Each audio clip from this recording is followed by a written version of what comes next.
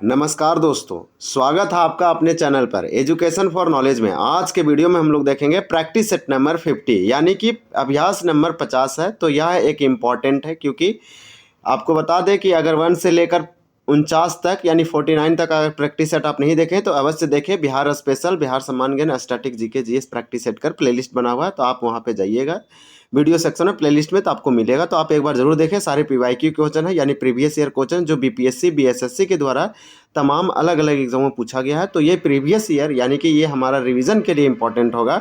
17 first BPSC हो या फिर BPSC teacher 4.0, Bihar SI, Bihar police इत्यादि, जिसमें बिहार स्पेशल, बिहार सम्मान ज्ञान पूछे जाते हैं, उसके लिए इंपॉर्टेंट है सारे एग्जामों के लिए। आपको वीडियो के अंत तक बने रहना है। चलिए शुरू करते हैं। हाँ, इसमें आपको एक चीज़ बता देते हैं जैसे में कि टोटल 100 सेट है। जब हम लोग 100 सेट कंप्लीट करेंगे तो एक माइलस्टोन होगा, मील का पत्थर साबित होगा। और एक सेट में टोटल 20 प्रश्न है। इस प्रकार से हम लोग 2000 प्रश्नों का रिवीजन करेंगे। रिवीजन वो मार्ग है जिससे आप सफलता के बहुत नज़दीक या करीब चले जाइएगा। तो बहुत इंपॉर्टेंट सेशन होने वाला, आप बने रहें। क्वेश्चन नंबर फर्स्ट में दिया गया है, नए भारत का पैगंबर किसे कहा जाता है? नए भारत का पैगंबर, तो इसका आंसर हो जाएगा ए, राजा राम मोहन राय को नए भारत का पैगंबर। राजा राम मोहन राय को नए भारत का पैगंबर क्यों किया जाता है? तो इसलिए कहा जाता है या इसलिए बोला जाता है क्योंकि सती प्रथा का अंत इनका बहुत ही योगदान था। भारत में सती प्रथा अंत करना। सती प्रथा क्या थी? तो महिलाओं को जब उनके पति युद्ध में या किसी कारण से मृत्यु हो जाता, महिलाओं को भी जिंदा जलाया जाता था। ऐसा कुछ घटना था। तो इसमें से राजा राम मोहन राय इसको हटाने में महत्वपूर्ण योगदान किए। पूर्ण तरीके से प्रतिबंध लगाया William Bentinck, Lord William Bentinck. फिर राजा राम मोहन राय को राजा का उपाधि अकबर द्वितीय ने दिया था। यह भी एक इंपॉर्टेंट फैक्ट है। इसमें हम लोग देखेंगे ब्रह्म समाज की स्थापना राजा राम मोहन राय ने किया। विधवा पुनर्विवाह से संबंधित भी नए कदम या फिर बहुत महत्वपूर्ण रोल निभाए। तो इतने सारे राजा राम मोहन राय से इंपॉर्टेंट है, आप कुछ फैक्ट को याद रखें। क्वेश्चन नंबर 2 में दिया गया है, गुरुद्वारा हादरी साहेब गुरुद्वारा कहाँ स्थित है? तो 2 का आंसर हो जाएगा डी, ये दानापुर में है। बिहार के दानापुर में गुरुद्वारा हादरी साहेब गुरुद्वारा स्थित है। नेक्स्ट देखेंगे, यह लोकेटेड है। क्वेश्चन नंबर 3 दिया गया है। 3 में आपसे पूछा जा रहा है, बिहार में कला भवन कहाँ स्थित है? यानी बिहार में आर्ट जो भवन है, बिल्डिंग है, आर्ट भवन या कला भवन कहाँ पे है? तो 3 का आंसर हो जाएगा ए, बिहार में। बिहार के पूर्णिया में कला भवन यानी आर्ट भवन या बिल्डिंग है। तो इनको अच्छे साथ रखिए कि कला भवन पूर्णिया में है। क्वेश्चन नंबर 4 है, गौतम बुद्ध को 29 वर्ष की अवस्था में पुत्र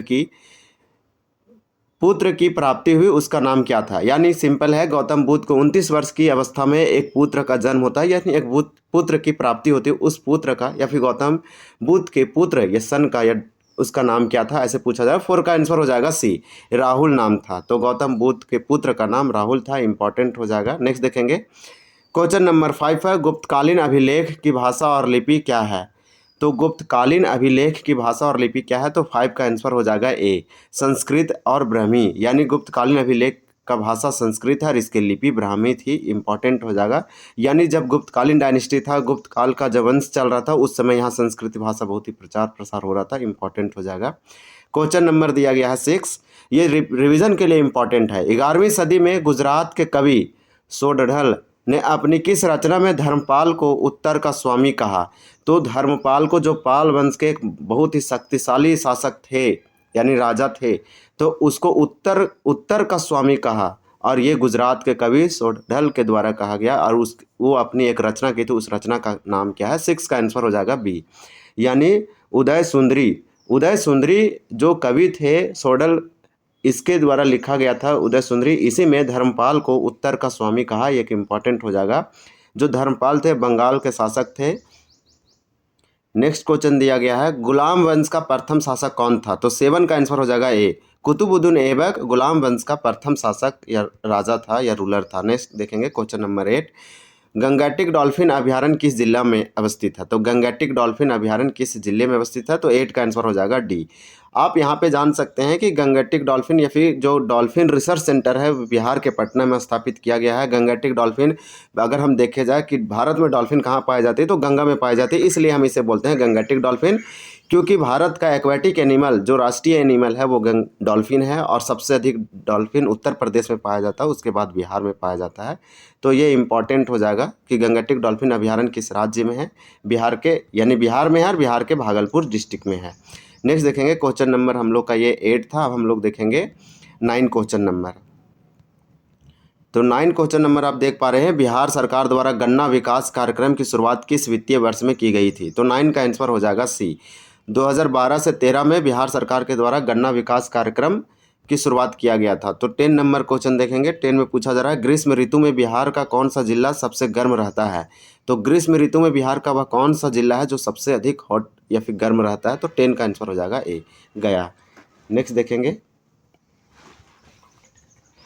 तो हम लोग देखें सबसे गर्म अगर जिला बात किया जाए बिहार में तो गया है। नेक्स्ट देखेंगे, क्वेश्चन नंबर दिया गया है 11 में आपसे पूछा जा रहा है, ग्रीष्मकाल में बिहार का कौन सा शहर सर्वाधिक गर्म रहता है?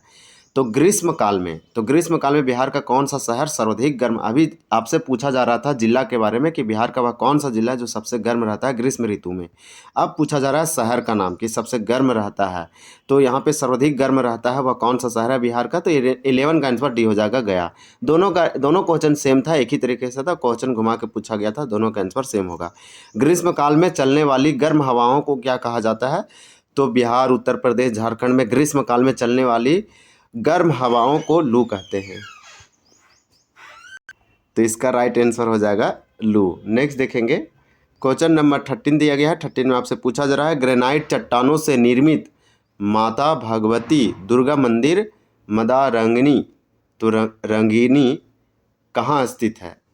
तो मंदारगिरी कहाँ स्थित है? तो 13 का आंसर हो जाएगा डी, यानी भागलपुर में है। यह ग्रेनाइट चट्टानों से निर्मित है माता भगवती दुर्गा मंदिर, यानी माता दुर्गा भगवती दुर्गा का मंदिर है। मंदिर का नाम है मंदारागिरी, कहाँ स्थित है? तो ये भागलपुर में है। ये ग्रेनाइट चट्टानों से निर्मित एक मंदिर है, टेम्पल है, इंपॉर्टेंट हो जाएगा। क्वेश्चन नंबर नेक्स्ट देखेंगे 14,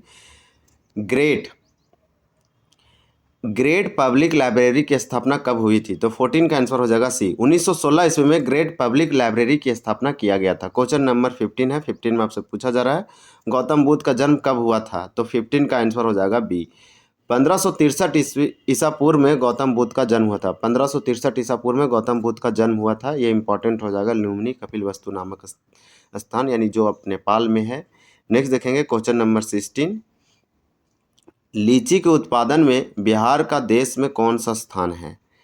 तो आपसे 16 नंबर क्वेश्चन पूछा जा रहा है कि लीची के उत्पादन में बिहार का देश में कौन सा स्थान है? तो 16 का राइट आंसर हो जाएगा ए। लीची के उत्पादन में या लीची के प्रोडक्शन में बिहार पूरे देश में, पूरे कंट्री में प्रथम स्थान है। बिहार के लीची को जीआई टैग यानी जियोलॉजिकल इंडिकेशन टैग या फिर भौगोलिक संकेतक प्राप्त हो चुका है। लीची अनुसंधान केंद्र बिहार में कहाँ स्थित है? तो 17 का आंसर हो जाएगा डी, मुजफ्फरपुर में, क्योंकि मुजफ्फरपुर लीचियों के लिए जाना जाता है, लीची का शहर। तो लीची अनुसंधान केंद्र कहाँ पे है बिहार में? तो मुजफ्फरपुर जिला में है, इंपॉर्टेंट हो जाएगा। नेक्स्ट दिया गया है कि लाह का उत्पादन किस कीड़े से होता है? तो 18 का आंसर हो जाएगा ए, लक्का।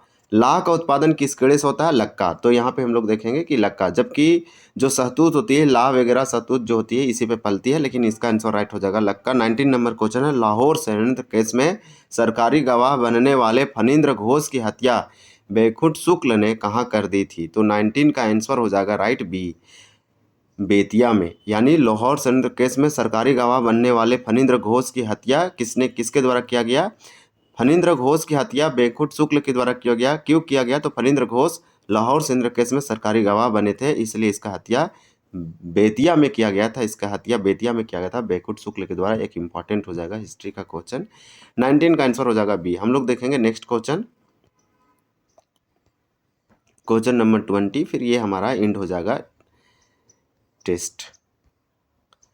मौर्य साम्राज्य की राजधानी कौन थी? तो मौर्य, आपको बता दें क्वेश्चन नंबर 20 है, मौर्य साम्राज्य की राजधानी कौन थी, ऐसे पूछा जा रहा है। 20 का राइट आंसर सी हो जाएगा पाटलिपुत्र। मौर्य साम्राज्य की राजधानी पाटलिपुत्र थी। हमारा ये प्रैक्टिस सेट कंप्लीट होता है। टोटल 20 प्रश्न था, आपको सारे करा चुके हैं।